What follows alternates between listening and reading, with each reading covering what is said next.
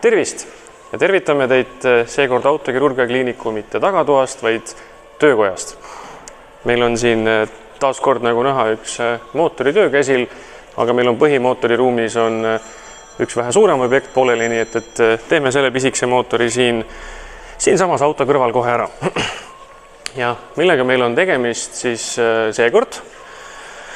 Nagu on aru saada, siis on mul selja taga 2010 aasta Volkswagen Passat, mille pealt on siis maha tõstetud selline pisikene armas 1,4 liitrine TFSI CNG turbobensiinimootor. Jah, tal ongi tõesti nii pikk ja keeruline nimetus.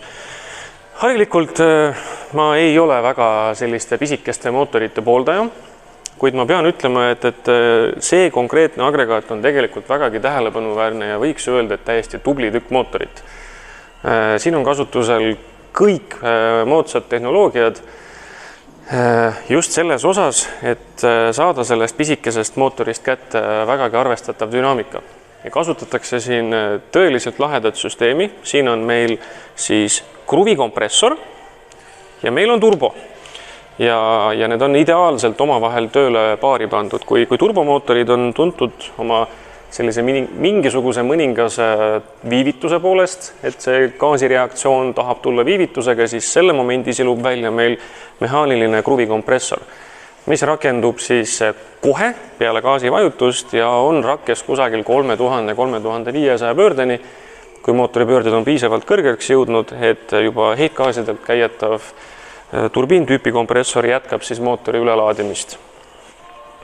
Ja tõepoolest toimib süsteem suhteliselt sujuvalt, märkamatult ja 110 kilovatti, mis on agregaadi võimsus, ei tundu väga loogiline, kui mõelda tema 1,4 liitrisele töömahule, aga päriselt kõik need kilovatid on siin olemas ja taga on sõita täiesti meeldiv.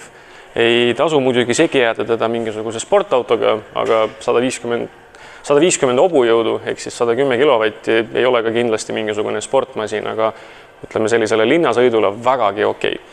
Ja geniaalsus peitub siin üsna mitmeski aspektis, et näiteks kui me võtan siit praegu omale käe vahele selle õhuvarustustoru, siis see ilmselt midagi väga nagu spetsiaalselt ei tundu, aga tegelikult on täiesti geniaalne süsteem. Juhatan kiirelt läbi. Siia otsa kinnitatakse meil õhufilter, kust siis värske õhk hakkab minema mootori poole. Ja see liin, mis siit läheb otse, läheb turbosuunda. Aga siin vahel on veel 2 liini ja siin on elektriline siis drosselklapp.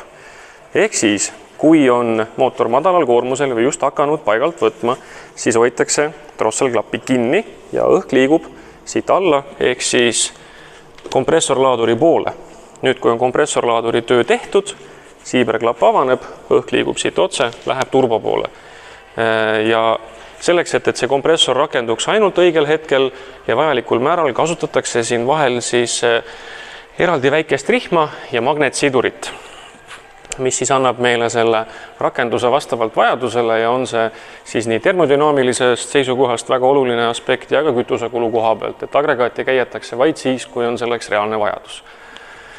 Miks aga see mootor on meil täna siin, on hoopis teine põhjus. Seda masinat on juba väga pikka aega vaevanud igasugused kolinad, kriginad, kraginad mootori töös, eriti käivitusel ning ühel suurepärasel hetkel see mootor lakkas töötamast ja põhjuse leiame siit.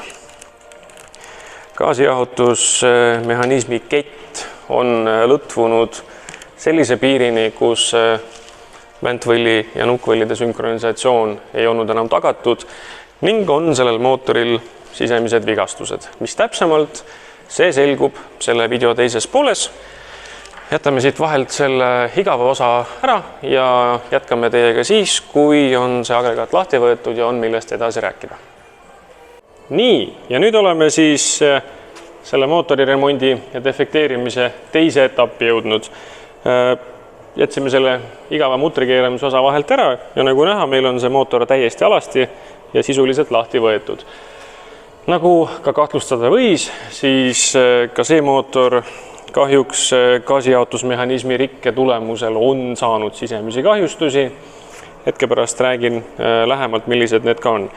Kuid Kindlasti väärib see mootor veel omakorda erilist tähelepanu just oma konstruktsiooni selliste iseärasuste koha pealt. Et ühest küljest pisikene 1,4 mootor, teisest küljest 110 kilovatti võimsust, mis tähendab seda, et ka see mootor on väga tugevalt kurnatud. Ja kui sellest tehaskonstruktor on lähenenud siia sellele küsimusele kohati väga põhjalikult, väga pedantselt ja teatud sõlmedes on olnud sellised küsitavad lahendused. Et kõige olulisem osa mootorist, ehk siis see silindriplokk, on täidetud absoluutselt eeskujulikult. Siin on meil klassikaline tugev terasplokk, mis kannatab väga viisakaid koormuseid. Täpselt sama saab öelda ka väntvõlli kohta. Tõsi küll ei ole täis tasakaalus väntvõll, kuid siiski üsna tummise konstruktsiooniga. Plokigaas, jällegi täiesti klassikaline lihtne plokigaas, 4 klappi silindrisse, hüdrotõukurid, rullnookurid, ideaalselt toimiv lihtne lahendus, mitte midagi superkeerulist ja tegelikult kui nüüd see ketiprobleem välja arvata, siis ei oleks meil absoluutselt olnud põhjust seda mootorit maha võtta. Kuid kuna masin jäi seisma, veakoodid olid meil süsteemis, mootorit käsitsi ringi keerates oli tunda, et toimub mingisugune mehaaniline kontakt mootoris, siis otse loomulikult tuli see maha tõsta ja inspekteerida põhjalikult. Ja nüüd me saame selle plokikaanega liikuda siis tegelikult juba töölaua poole, kus siis on ka väga hästi näha, mis temaga siis tegelikult juhtus. Ja kui me vaatleme nüüd hoolega sisselaskeklappe, siis me näeme klappide ülaservas selliseid heledaid laike ning esimene silinder räägib juba väga selges keeles. Need klapid on kõverad, see mootor ei olekski saanud normaalselt enam töötada, kui me oleks lihtsalt piirdunud ketivahetusega. Kuna see kokkupõrge klappidel ja kolbidel toimus starteri pööretel ehk siis mootori käivituskatse hetkel, siis mingid tõsisemaid sisemisi vigastusi see kaasa ei toonud. Kolbid on sellel mootoril küll õnnetult tahmased, kuid need on mehaaniliselt täiesti korras. Me teeme nad puhtaks ja need rokivad jälle. Ja mis muidugi paneb kogu selle mootori konstruktsiooni juures natukene nagu kahtlema, siis see on ilmselt see kett.